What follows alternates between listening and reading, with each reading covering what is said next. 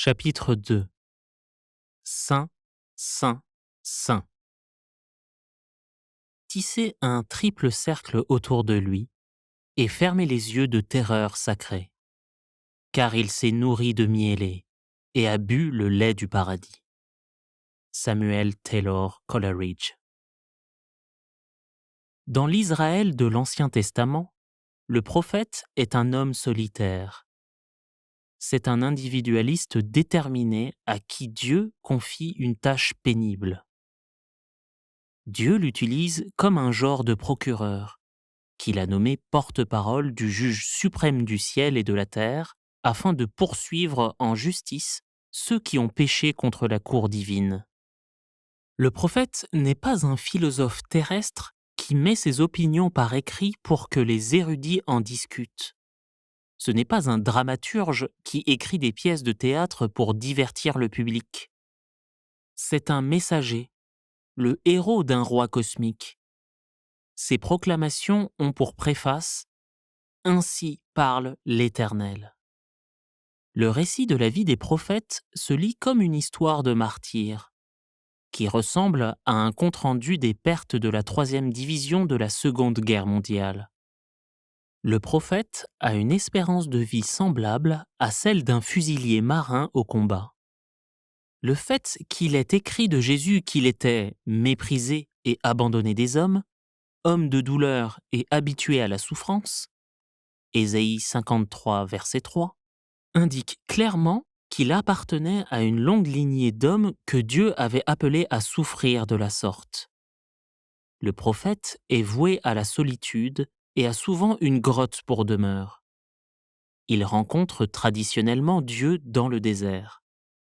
Il a parfois la nudité pour tout vêtement et un carcan de bois au cou.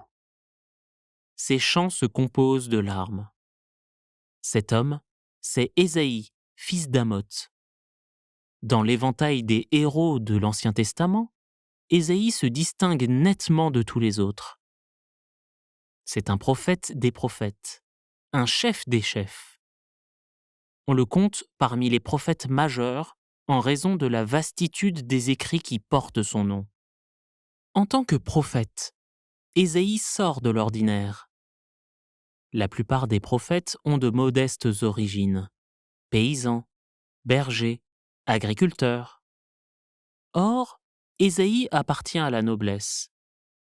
C'est un homme d'État reconnu qui a ses entrées à la cour royale de son époque. Il côtoie princes et rois. Dieu se sert de lui comme intermédiaire pour s'adresser à plusieurs monarques de Juda, y compris Osias, Jotham, Akaz et Ézéchias. Un prophète d'Israël se distingue alors de tous les autres hommes par la nature sacrée de son appel. En effet, son appel ne lui vient pas des hommes. Il ne peut pas postuler cet emploi. Il doit se faire sélectionner, et c'est Dieu qui le choisit directement et immédiatement. Par ailleurs, l'appel est souverain. On ne peut donc pas le refuser. Jérémie a tenté de refuser son appel, mais Dieu lui a brusquement rappelé qu'il l'avait consacré depuis le sein même de sa mère. Lorsqu'au terme d'un mandat, Jérémie a voulu démissionner de ses fonctions, Dieu a refusé de l'en démettre. Le prophète est nommé à vie. Il lui est impossible d'abandonner son appel ou de prendre sa retraite avec allocation. Le récit de l'appel d'Ésaïe est peut-être le plus frappant de tout ce genre d'appel nous étant rapporté dans l'Ancien Testament. On nous dit qu'il s'accomplit durant l'année de la mort du roi Osias. Celui-ci est décédé au 8e siècle avant Jésus-Christ. Son règne a marqué l'histoire des Juifs. Il compte au nombre des meilleurs rois de Juda. Sans être un David, il ne se livrait pas à la corruption des rois du Septentrion, comme Akab. Osias a accédé au trône à l'âge de 16 ans. Il a régné sur Jérusalem pendant 52 ans. Pensez-y, 52 ans. Sur une période de 52 ans, les États-Unis ont vécu sous l'administration Truman, Eisenhower, Kennedy Johnson, Nixon, Ford, Carter, Reagan, Bush, Clinton et Bush. Beaucoup d'habitants de Jérusalem ont ainsi vécu toute leur vie sous le règne du roi Osias. La Bible nous indique qu'Osias a amorcé son règne dans la piété, faisant ce qui est droit aux yeux de l'Éternel. 2 Chroniques 26, verset 4. Il cherchait la face de Dieu, et Dieu l'a béni. Il a vaincu les Philistins et d'autres nations. Il a fait construire des tours à Jérusalem et en a fait consolider les murailles. Il a fait creuser de grandes citernes dans le désert et il a stimulé une forte croissance de l'agriculture au sein de la nation. Il a ramené la puissance militaire de Juda à un niveau presque aussi élevé que sous David. Au cours de la majeure partie de sa carrière, on a considéré Osias comme un roi exceptionnel et bien-aimé. L'histoire d'Osias se termine toutefois sur une note attristante. Les dernières années de sa vie ont ressemblé à la fin tragique de héros shakespeariens. Après avoir acquis une fortune et une puissance colossale, le péché d'orgueil est venu entacher sa carrière. Il a essayé de se jouer de Dieu. Il a osé pénétrer dans le temple et revendiquer avec arrogance les droits que Dieu n'avait accordés qu'aux sacrificateurs. Lorsque ceux-ci ont cherché à l'empêcher de commettre ce sacrilège, Osias s'est mis en furie. Tandis qu'il hurlait sa rage, la lèpre a éclos sur son front. Puis, il demeura dans une maison écartée comme lépreux, car il fut exclu de la maison de l'Éternel. 2 Chroniques 26, verset 21. Malgré la honte des dernières années de la vie d'Osias, on a décrété un deuil national lorsqu'il est mort. Ésaïe se rend alors dans le temple, sous prétexte d'y obtenir du réconfort en cette période de tristesse nationale et personnelle.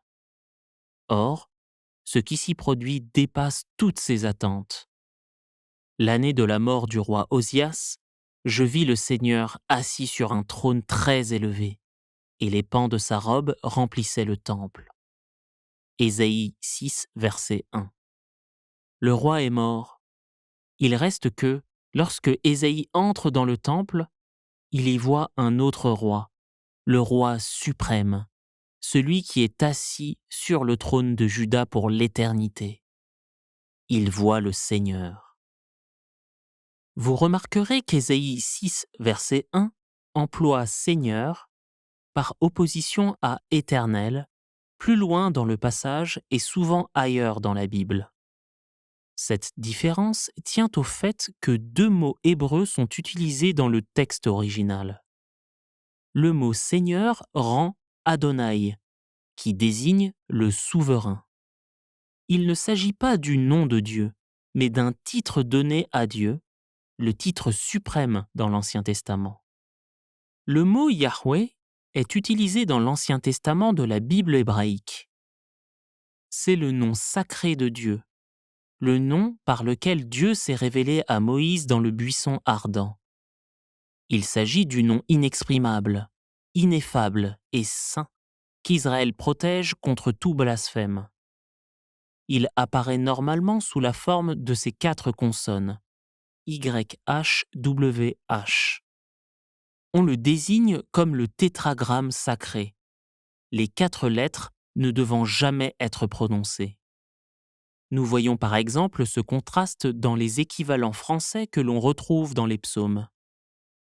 Le psaume 8 dit « Éternel, notre Seigneur, que ton nom est magnifique sur toute la terre ». Verset 2. Ce que le juif disait est ceci « Jéhovah, notre Adonai, que ton nom est excellent sur toute la terre ».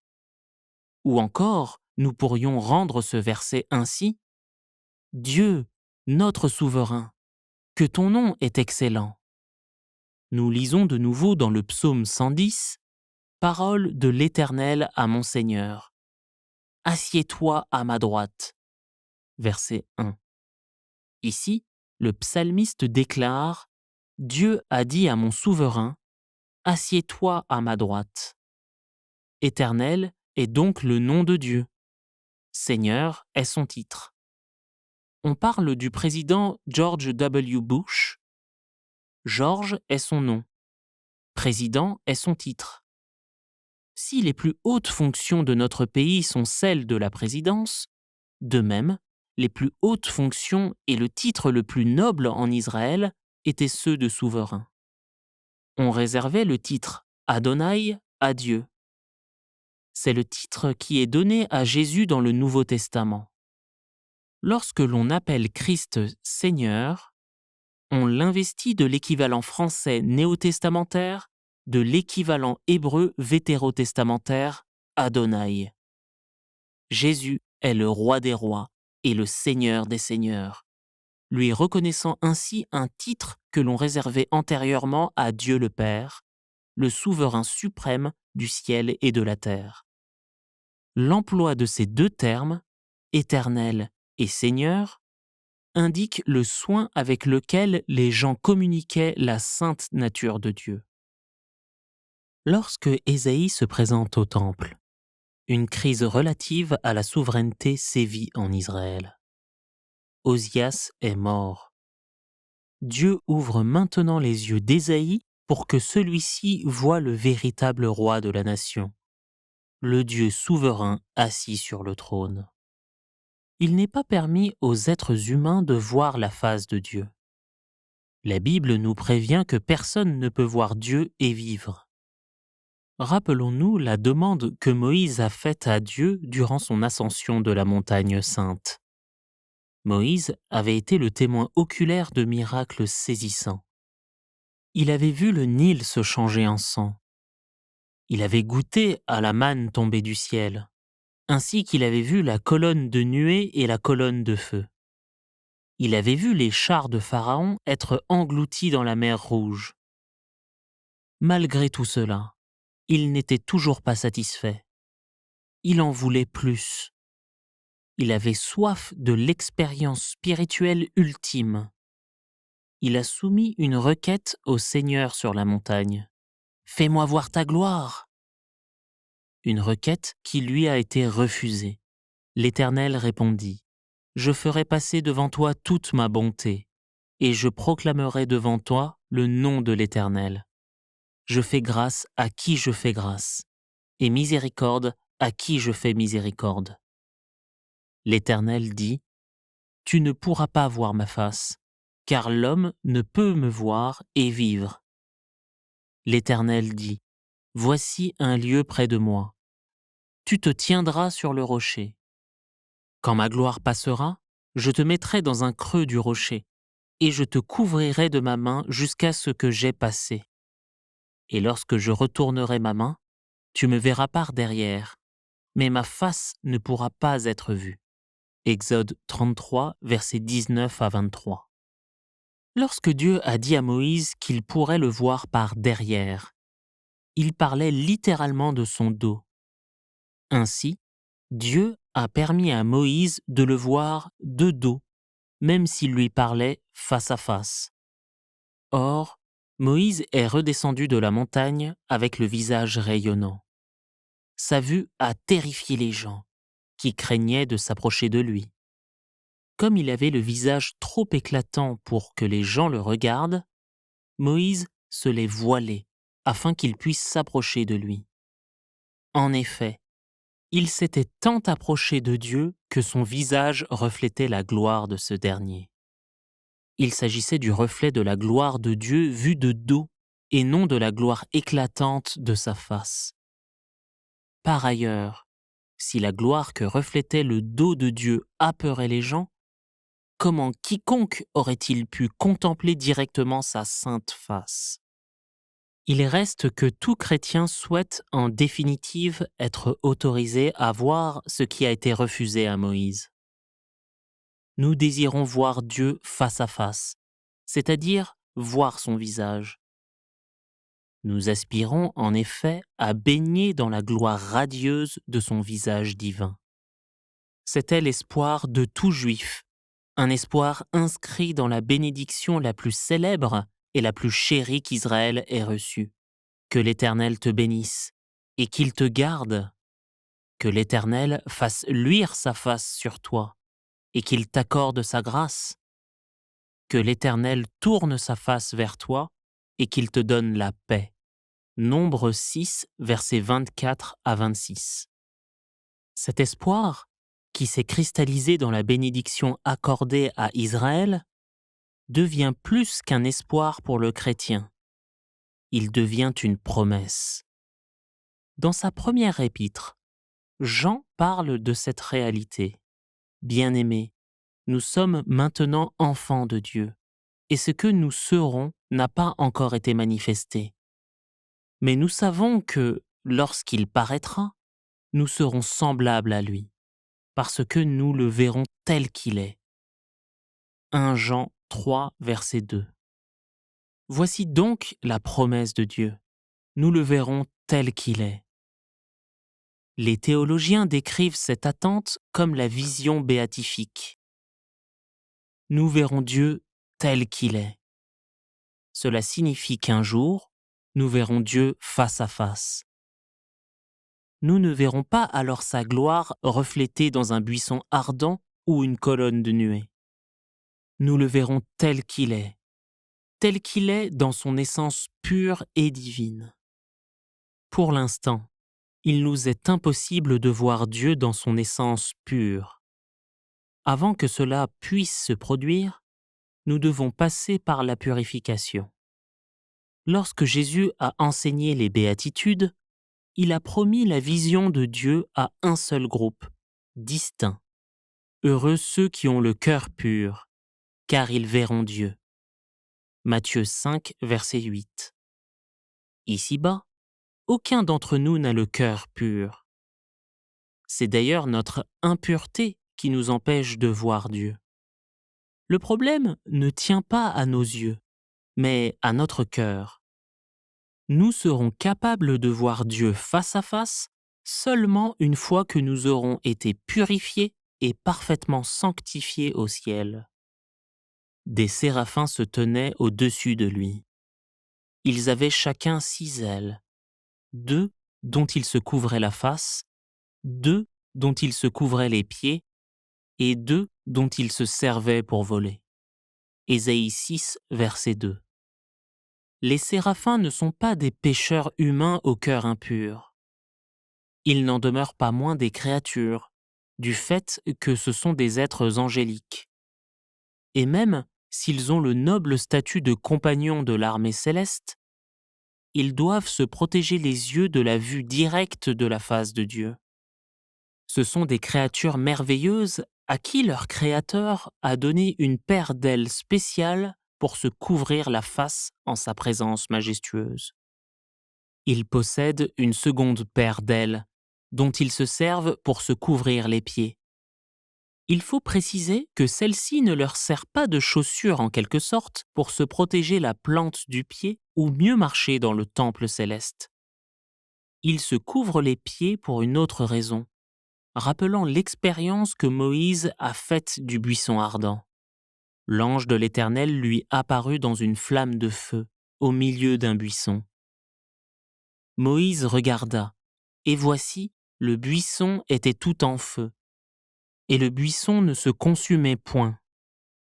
Moïse dit : « Je veux me détourner pour voir quelle est cette grande vision, et pourquoi le buisson ne se consume point. » L'Éternel vit qu'il se détournait pour voir, et Dieu l'appela du milieu du buisson, et dit : « Moïse, Moïse. » Et il répondit : « Me voici. » Dieu dit : « N'approche pas d'ici, ôte tes souliers de tes pieds, car le lieu sur lequel tu te tiens est une terre sainte. » Exode 3, versets 2 à 5. Dieu a ordonné à Moïse d'enlever ses souliers, car il se tenait sur une terre rendue sainte par la présence divine. Le retrait de ses souliers symbolisait la reconnaissance par Moïse du fait qu'il était de la terre, terrestre. Les pieds humains, que l'on décrit parfois comme des pieds d'argile, symbolisent notre réalité de créature. Ce sont nos pieds qui nous relient à la terre. Les séraphins ne sont pas de la terre. Leurs pieds ne sont pas faits d'argile. Au même titre que les anges, ce sont des êtres spirituels. Ils demeurent néanmoins des créatures, et la vision d'Ésaïe laisse entendre qu'ils doivent eux aussi se couvrir les pieds, reconnaissant ainsi leur état de créature en présence du Dieu Très-Haut. Ici réside le nœud de la vision d'Ésaïe. C'est le chant des séraphins qui révèle le formidable message de ce texte. Ils criaient l'un à l'autre et disaient « Saint, Saint, Saint est l'Éternel des armées. Toute la terre est pleine de sa gloire. » Ésaïe 6, verset 3. Ce chant correspond à la répétition d'un seul mot, Saint. Il psalmodie ce mot 3 fois de suite, donnant ainsi à l'Église son cantique le plus majestueux. Ce chant porte le nom de Trisagion, qui veut simplement dire le 3 fois saint. Il est facile de passer à côté de la signification de la répétition du mot saint.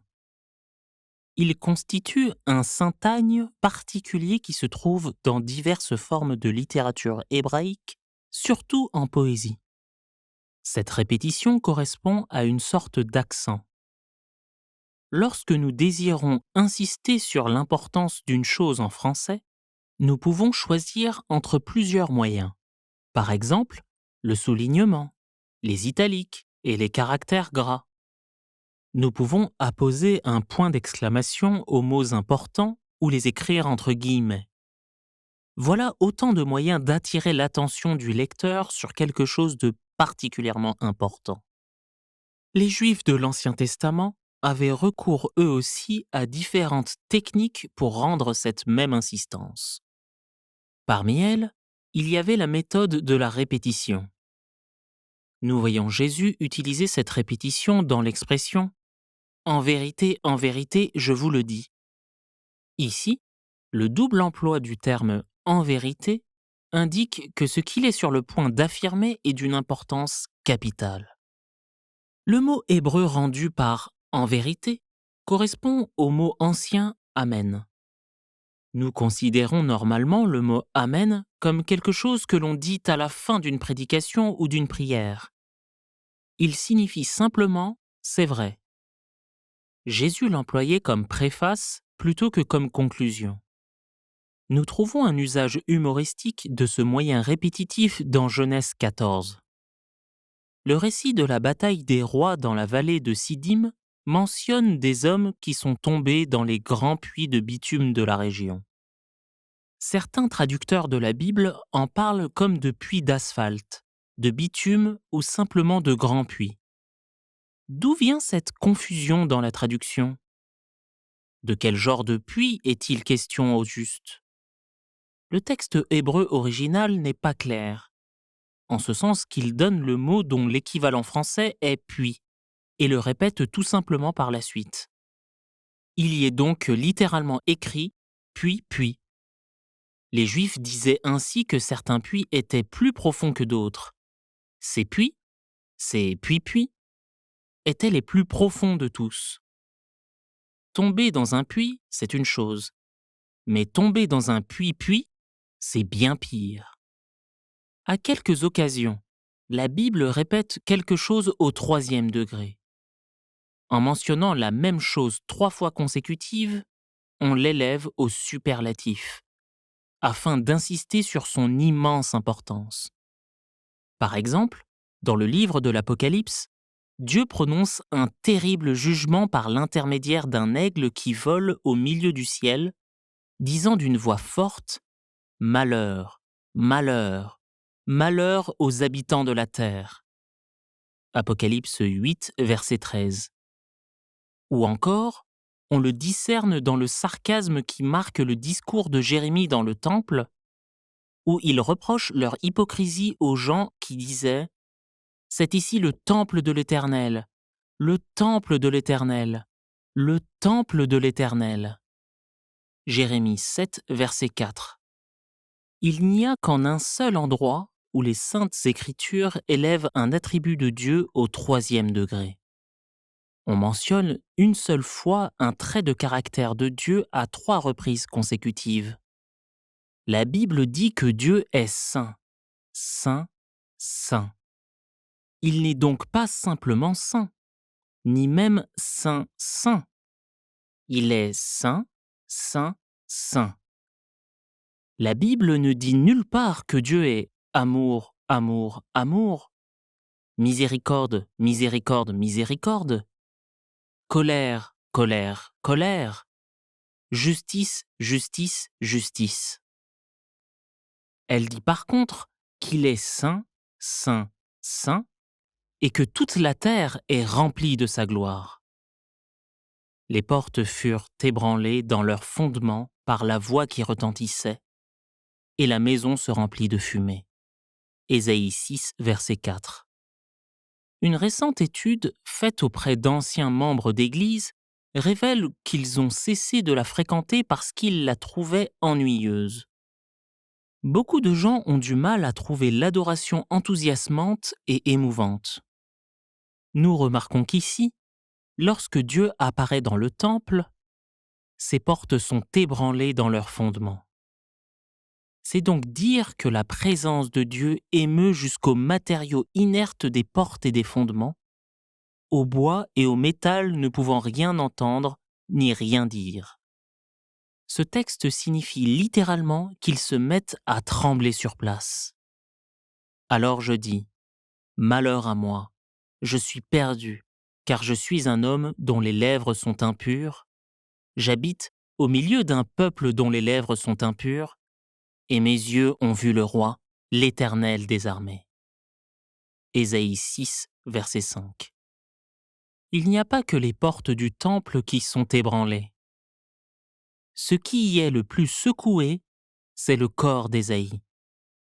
À la vue du Dieu vivant, celui qui règne en souverain sur l'univers, dans toute sa sainteté, Ésaïe s'écrie « Malheur à moi ». Le cri d'Ésaïe semble étrange à l'oreille de nos contemporains. Il est rare d'entendre de nos jours des gens employer le mot « malheur » en ce sens. Étant donné que ce mot est d'usage vieilli, certains traducteurs des temps modernes préfèrent lui en substituer un autre. Or, ils ont tout à fait tort. Le mot « malheur » est un terme biblique d'une importance capitale que nous ne pouvons pas nous permettre de négliger car il possède une signification particulière. Pour nous, les malheurs évoquent les ennuis propres au mélodrame des débuts de la télévision.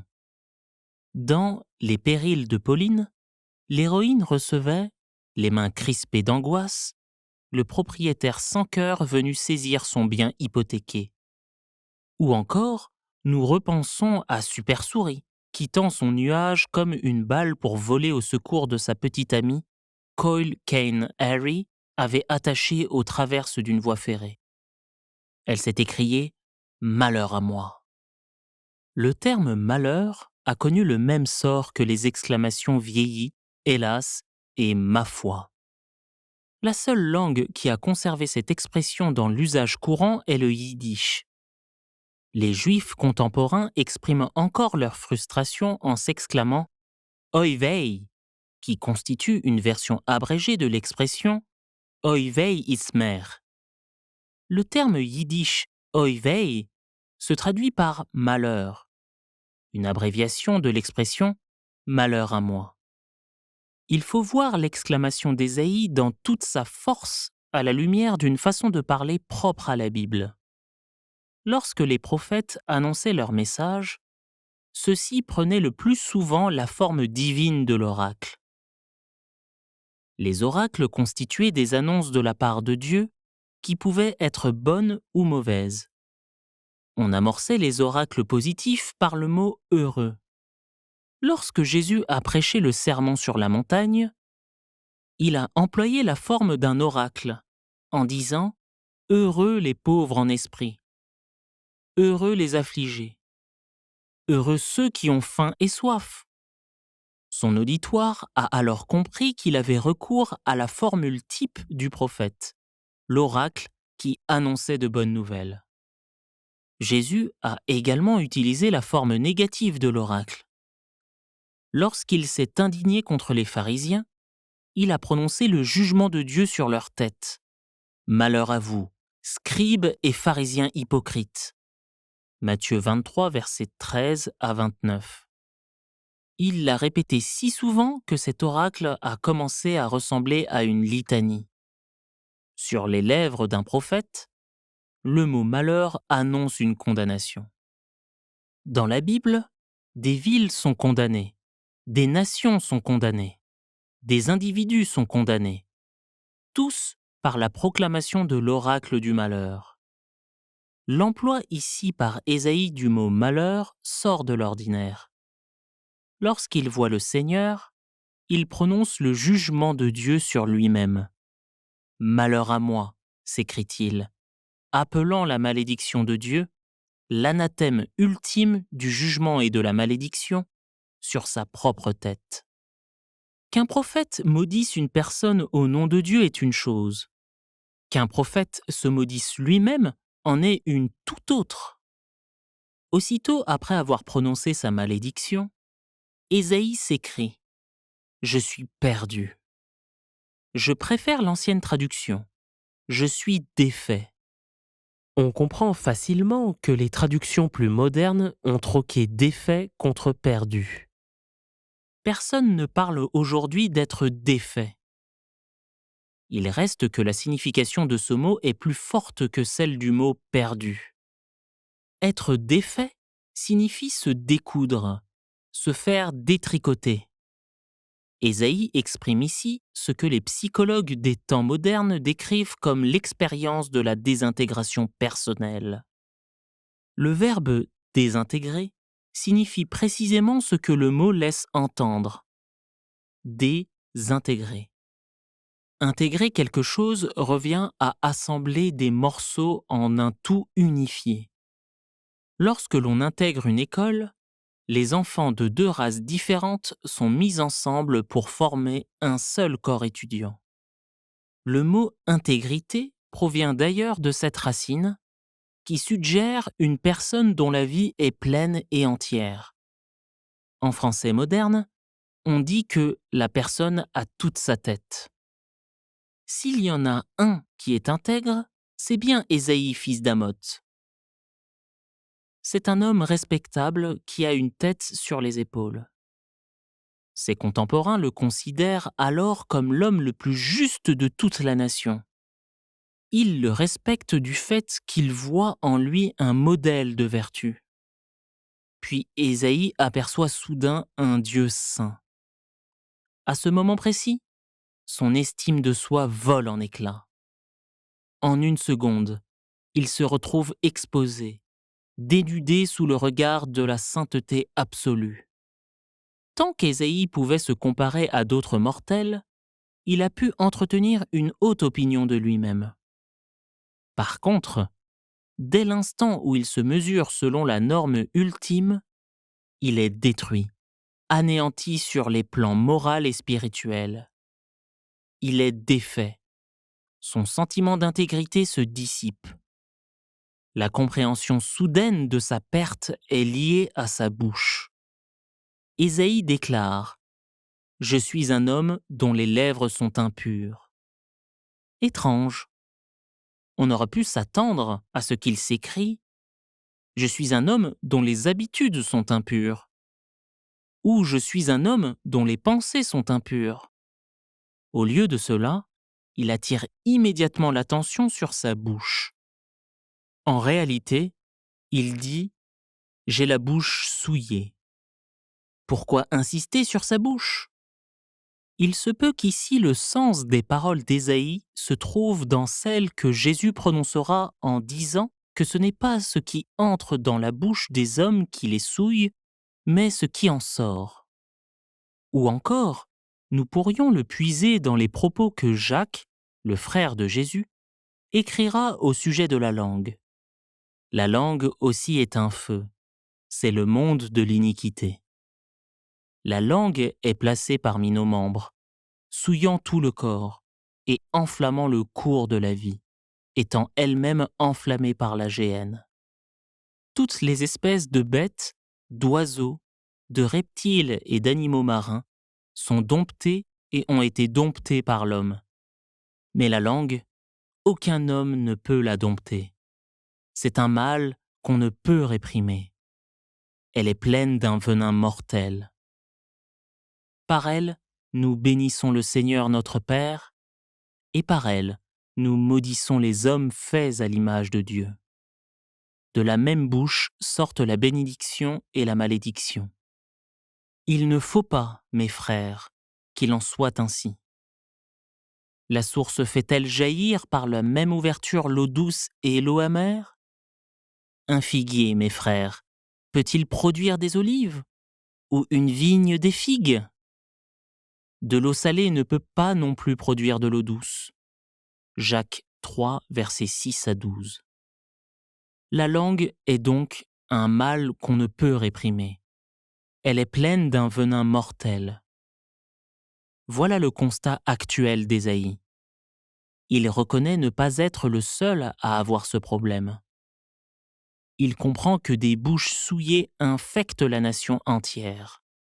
J'habite au milieu d'un peuple dont les lèvres sont impures. En un éclair, Ésaïe reçoit une compréhension nouvelle et radicale du péché. Il en saisit le caractère envahissant, en lui et chez tous les autres. Nous sommes privilégiés en ce sens que Dieu ne nous apparaît pas comme il est apparu à Ésaïe. Qui le supporterait? Normalement, Dieu nous révèle notre iniquité peu à peu. Nous vivons une reconnaissance graduelle de notre propre corruption, alors que Dieu a montré à Ésaïe sa corruption d'un seul coup. Il n'y a donc rien d'étonnant à ce que le prophète se dise perdu. Ésaïe s'explique ainsi. Mes yeux ont vu le roi, l'Éternel des armées. Ésaïe 6, verset 5. Il voit la sainteté de Dieu. Pour la première fois de sa vie, Ésaïe comprend véritablement qui est Dieu. Au même moment, Ésaïe comprend véritablement pour la première fois qui est Ésaïe. Mais l'un des séraphins vola vers moi, tenant à la main une pierre ardente qu'il avait prise sur l'autel avec des pincettes. Il en toucha ma bouche et dit : « Ceci a touché tes lèvres. Ton iniquité est enlevée, et ton péché est expié. » Ésaïe 6, versets 6 et 7. Ésaïe se prosterne au sol. Il tremble de tous ses membres. Il cherche où se cacher, en priant que d'une façon, la terre le couvre ou que le toit du temple lui tombe dessus. N'importe quoi pour le soustraire au regard saint de Dieu. Il n'a toutefois nulle part où se cacher. Il est nu et seul devant Dieu. Contrairement à Adam, Ésaïe n'a pas d'Ève pour le consoler, pas de feuilles de figuier pour le camoufler. Son angoisse est purement morale, du genre de celle qui déchire le cœur et l'âme d'un homme. Culpabilité, culpabilité, culpabilité. Une culpabilité tenace qui lui sort par les pores de la peau. Le Dieu saint est aussi un Dieu de grâce. Il refuse que son serviteur reste inconfortablement à plat ventre. Il fait donc aussitôt le nécessaire pour purifier cet homme et restaurer son âme. Il ordonne à l'un des séraphins de vite passer à l'action. La créature angélique s'élance immédiatement vers l'autel avec des pincettes.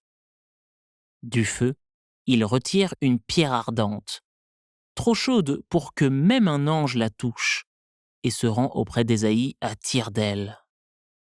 Le séraphin presse la pierre blanchie et brûlante contre les lèvres du prophète pour les purifier.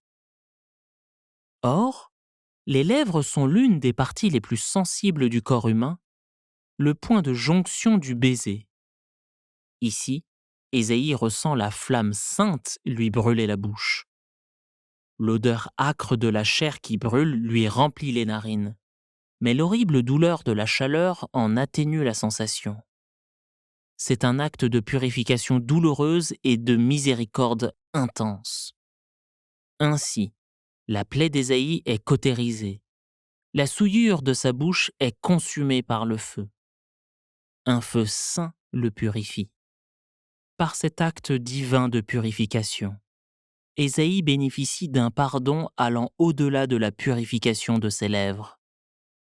Il est purifié en entier, l'âme pardonnée, mais pas sans l'intense douleur de la repentance.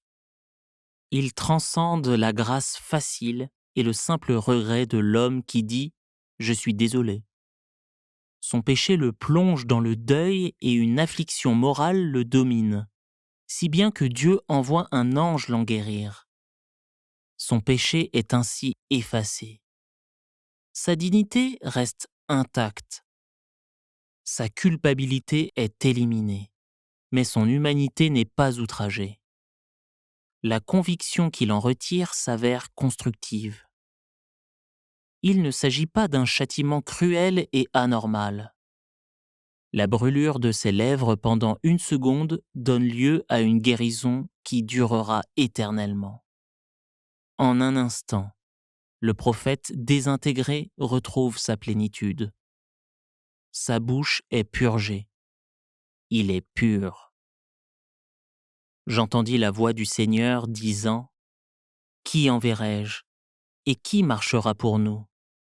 Je répondis « Me voici, envoie-moi. » Ésaïe 6, verset 8. La vision d'Ésaïe prend une nouvelle dimension. Jusqu'ici, il a vu la gloire de Dieu. Il a entendu le chant des séraphins. Il a senti la pierre ardente sur ses lèvres. Maintenant, pour la première fois, il entend la voix de Dieu. Soudain, les anges se taisent et la voix retentit dans tout le temple. Cette voix que les Écritures décrivent ailleurs comme le bruit des grandes eaux. Cette voix fait écho aux questions pénétrantes. Qui enverrai-je et qui marchera pour nous ? On distingue ici un schéma qui se répète au cours de l'histoire. Dieu apparaît. Les gens tremblent de terreur. Dieu pardonne et guérit. Dieu envoie. Le schéma humain décrit le passage de la rupture à la mission. Lorsque Dieu demande « Qui enverrai-je ?» Ésaïe comprend la force de ce verbe. Le fait d'être envoyé revient à servir d'émissaire à Dieu, de porte-parole à la divinité. Dans le Nouveau Testament, le mot « apôtre » désigne un envoyé. Dans l'Ancien Testament, le prophète est l'homologue de l'apôtre du Nouveau Testament. Dieu cherche celui qui se portera volontaire pour assumer les fonctions solitaires et éprouvantes du prophète. Qui enverrai-je ? Remarquez la réponse d'Ésaïe. Me voici, envoie-moi. Il indique ainsi qu'il se porte volontaire. Il dit simplement à Dieu, j'irai, ne cherche pas plus loin, envoie-moi. Il y a deux choses importantes à noter dans la réponse d'Ésaïe. D'abord, il n'est pas Humpty Dumpty. Dans la comptine, la chute de M. Dumpty est tragique en ce sens que personne dans tout le royaume n'a le pouvoir de le réparer. Il reste qu'il n'est pas plus fragile qu'Ésaïe. Ésaïe vole en autant d'éclats qu'un œuf tombant au sol. Il n'en reste pas moins que Dieu le répare. C'est dire que Dieu peut prendre un homme brisé et l'envoyer dans le ministère. Il a pris un pécheur et en a fait un prophète.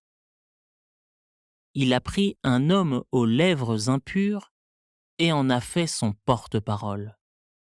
La seconde chose d'importance que nous apprend cet événement, c'est que par son œuvre de grâce dans l'âme d'Ésaïe, Dieu n'anéantit pas l'identité personnelle de ce dernier.